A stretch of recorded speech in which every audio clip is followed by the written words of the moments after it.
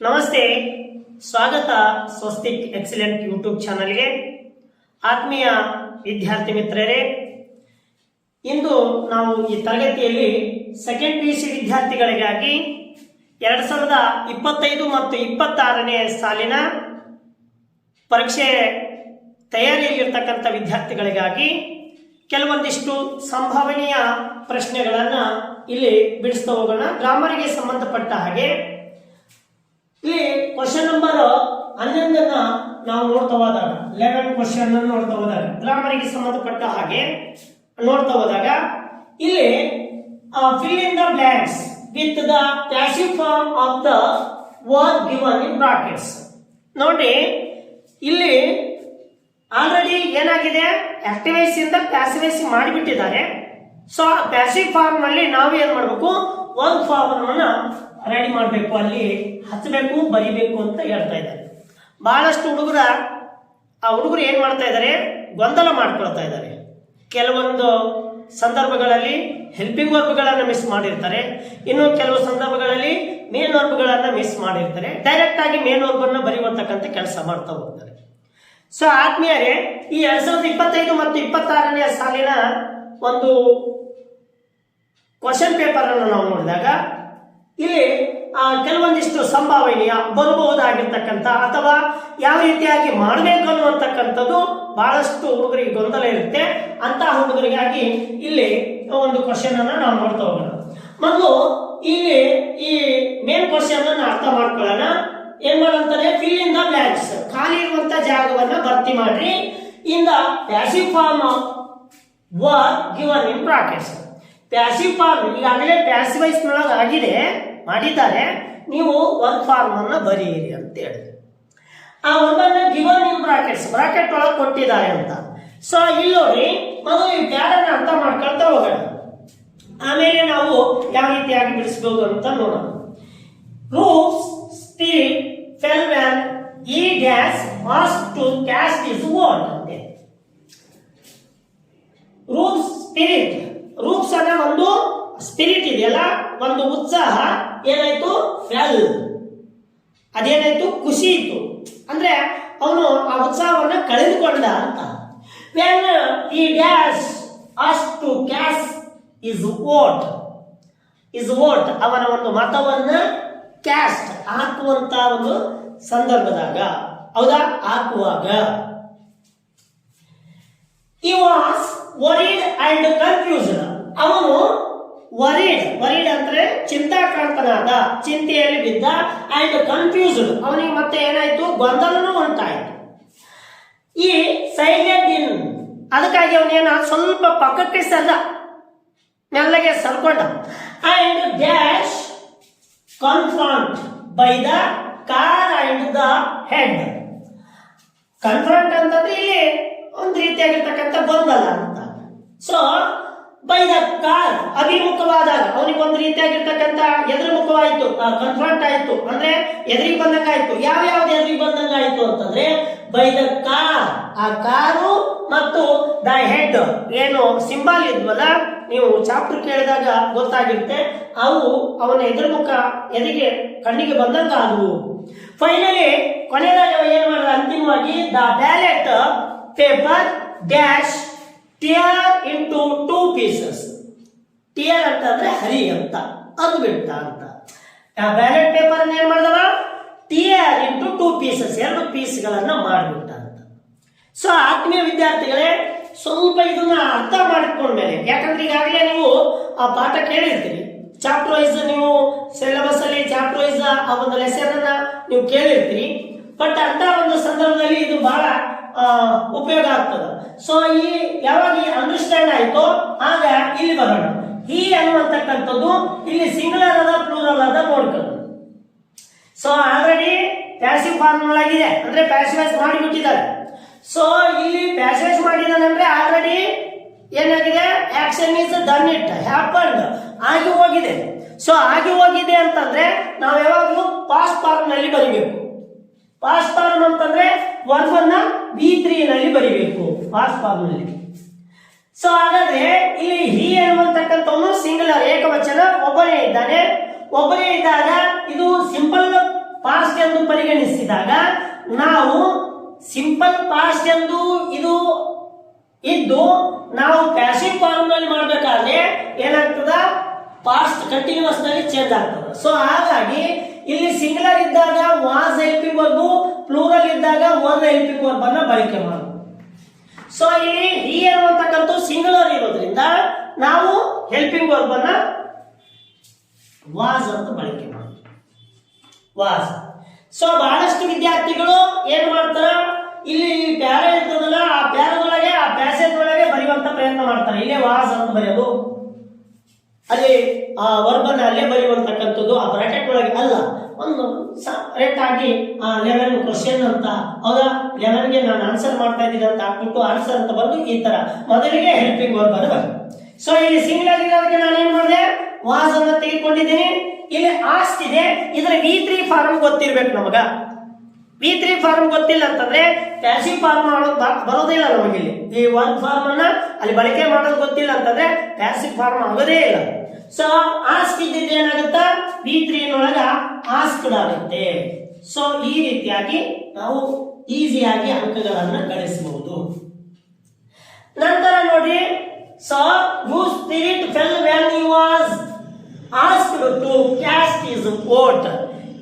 ಯಾವಾಗ ಮತ ಹಾಕುವಂತ ಅವ್ರು ಕೇಳಿದಾಗ ಅಲ್ಲಿ ರೂಫನ ಒಂದು ಉತ್ಸಾಹ ಎಲ್ಲ ಕುಗ್ಗಿ ಹೋಯಿತು. ಈ ವಾಸ್ ವರಿಡ್, ಅವನಿಗೆ ಚಿಂತೆ ಆಯಿತು, ಅಂಡ್ ಕನ್ಫ್ಯೂಷನ್ ಗೊಂದಲನೂ ಆಯಿತು. ಈ ಸೈಲೆಂಟ್ ಹಾಗಾಗಿ ಅವನು ಪಕ್ಕಕ್ಕೆ ಹಿಂದಕ್ಕೆ ಸರ್ಕೊಂಡ ಸ್ವಲ್ಪ.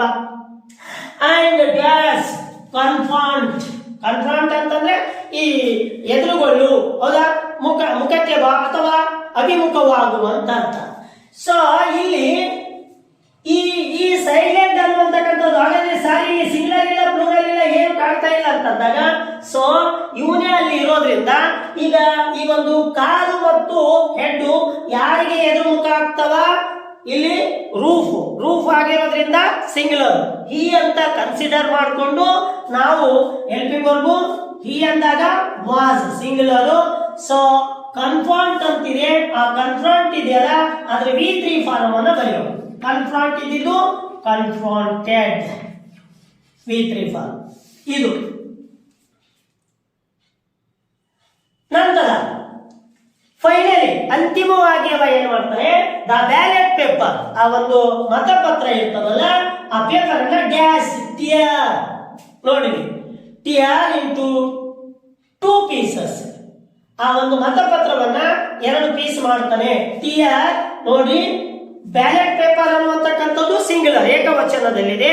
ಸೊ ಹಾಗಾಗಿ ನಾವು ಏನ್ ಹೆಲ್ಪಿಂಗ್ ವರ್ಬ್ ಬಳಕೆ ಮಾಡ್ಕೋಬೇಕಪ್ಪ, ವಾಸ್.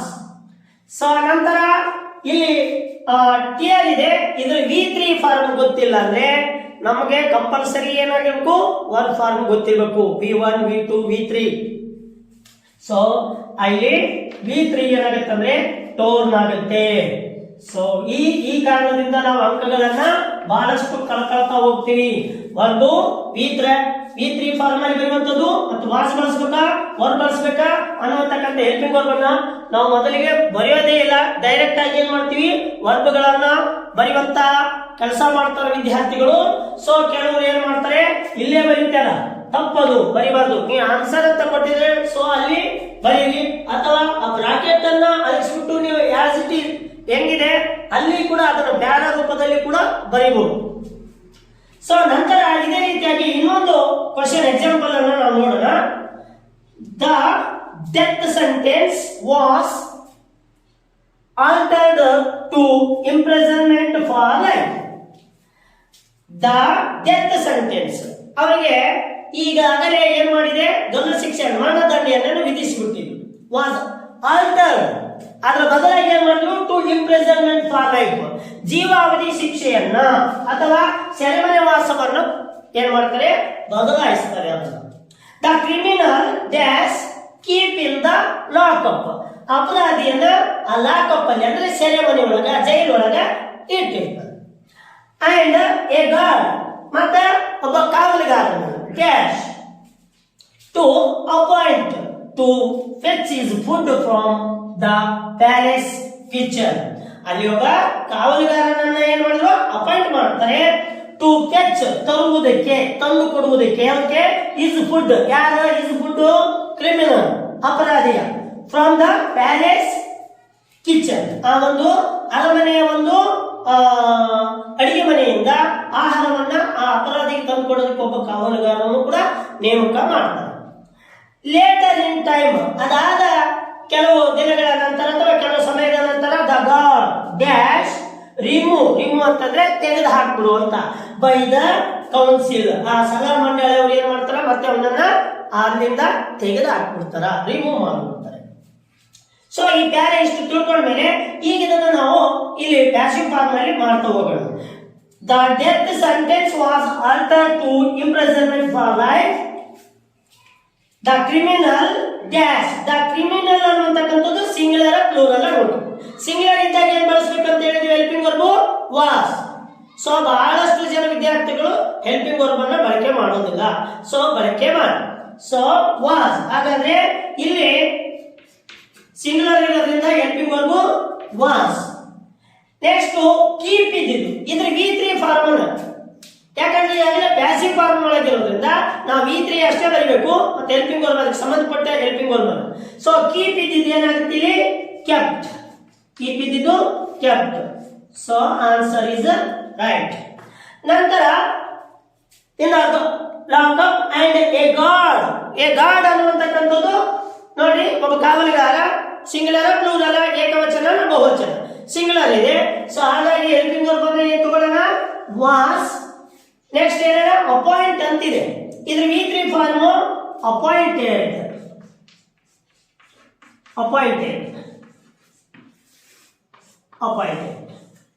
ನೆಕ್ಸ್ಟ್ ಏನ್ ಕೇಳಿದ್ರೆ ನೋಡ್ರಿ, later in time the god.